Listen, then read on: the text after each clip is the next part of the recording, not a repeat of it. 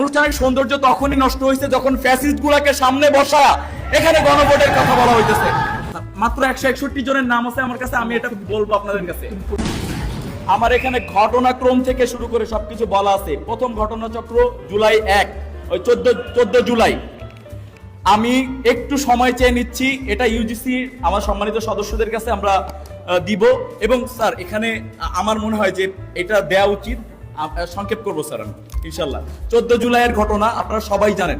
14 জুলাই যারা আছে, প্রফেসর গোলাম সাব্বির সাত্তার সাহেব, সুলতানুল ইসলাম টিপু সাহেব, হুমায়ুন কবির হিসাব বিজ্ঞান তথ্য ব্যবস্থাপনা বিভাগ, প্রফেসর আসাবুল হক গণিত বিভাগ, professor Jahangir Alam Masud Liton, professor Pranab Kumar Pandey, professor Tarikul Hasan রসায়ন বিভাগ, প্রফেসর রশিদা খাতুন।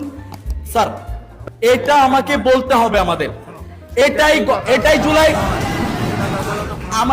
আমার মনে হয় যে এই স্যার অনুষ্ঠানের সৌন্দর্য তখনই নষ্ট হয়েছে যখন ফ্যাসিস্ট গুলাকে সামনে বসা এখানে গণভোটের কথা বলা হইতেছে। তাহলে এখানে জুলাই আহত শহীদ পরিবার সবাইকে নিয়ে বের হয়ে যাইতে হবে, আমরা বের হয়ে যাব। এটা হয়তো বা বলতে দিতে হবে, না হলে আমরা বের হয়ে যাব এখান থেকে। কোনটা করবেন?